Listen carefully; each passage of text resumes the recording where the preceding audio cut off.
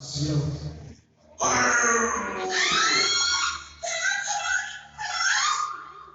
Anh có biết gì nghe? Tôi thích nghe vấn đề. Ô, chúng ta được rồi.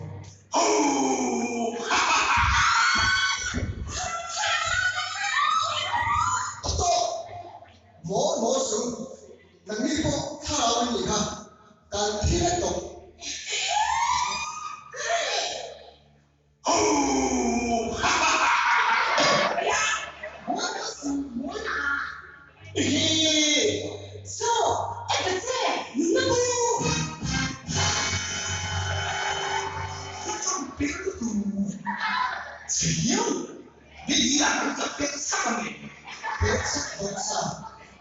Nure pale sentir kuten kisu anti ya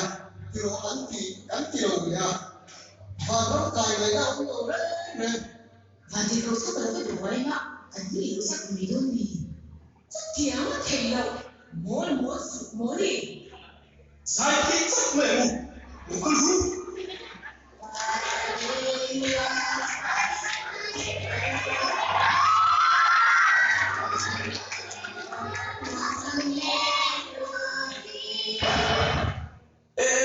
lột ba quốc rồi nhìn biết sống phải ôi lên con quả thì cầu đâu quỷ amen anh hơn hội tiêu amen anh làm luôn xong rồi à nghe cần tin số là phải đầu tiên phải rồi mỗi chủ người ta buổi này tin các phụ nghe phải nói thế lên con vui luôn cái gì chúng con sẽ đi cái chúng mà khen rồi sẽ amen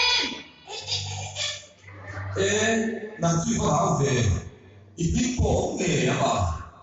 cái bộ lên con vui luôn cái bộ lên ba hồi mà thì đi chứ đỡ bao hồi phải kiến tớ sao mà biết chuyện các bạn nghề ba người sao mà xuyên không thể nghề mấy cái ta sẽ mấy đi à cũng có tiền đủ về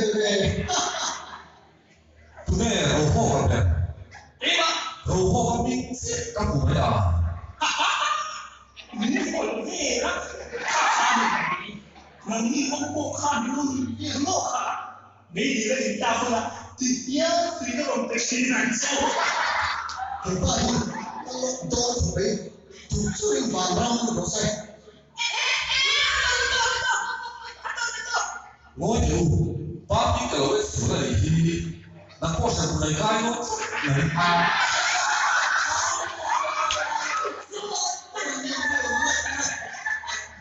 이거 신호 지나가 땡기면 되지 rồi ta hút từ thì hàng tháng cái ngày còn lại cái chính như cái chị xuân lo 이만 다시는 카 헤비라고 헤비한 단 부마가 간루 아이 떠요 và thì cậu cất một thấy con mình 에 이게 완전 고루 많이 걸렸어 và thì cầu luôn bay bên mình theo phải phồn không mà chút thì đấy là phụ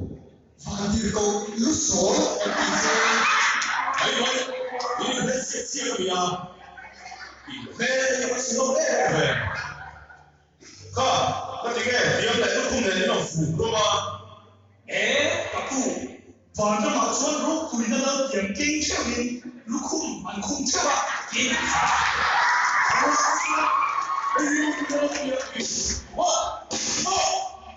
thì đấy Em lúc không nghe em lúc không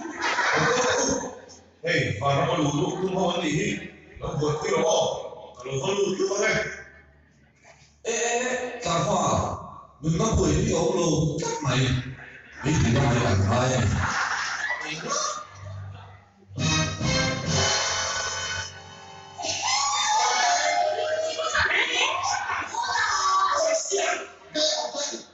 xuống cái này chuồn mình đen nó sẽ rồi đấy là cái gì lẽ cái xuồng phá rồi đã thêm xe ôi cái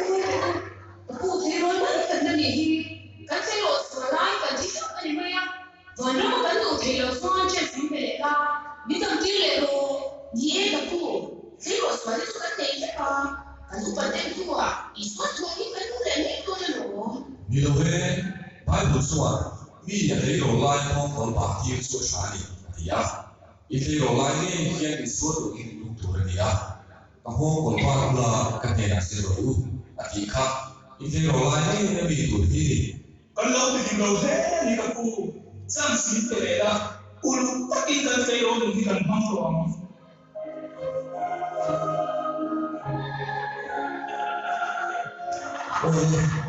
lớp bác sĩ là không sử dụng số là để làm gì cũng là trong cái sản xuất của nó không có hơn cả sao mà nó lại sử dụng cái phần tiêu rồi nó chỉ có gì mà nó suy là to rồi điều ấy anh không suy là anh không suy là những suy cảm như là sự số rồi những cái gì là số smartphone hiện tại nó tăng tăng mấy thì là soi luôn thì đâu suy nghĩ xấu khôi phone thảo gì khác mỏ em tin nghe có phụ smartphone phone mấy cái làm soi rồi bài bút xóa tất cả con vàng số bình thiên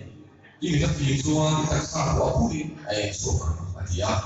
smartphone mà nó sát ra cái gì cái thì hạ ya tất cả nó là số những cái gì à cái này đi đi ai thì suy rồi thế rồi thì phụ ít vàng lai nhà đi xem thông讯làคนที่แบบประเทศเสียเป็นเอกสิสิ่งที่มีสมาร์ทโฟนมันไม่น่าสักชิ้นจะดีเชียว cái smartphoneเลยสิ่งนั้นที่ทุกคนอยากรู้จักเสีย กันโดแม่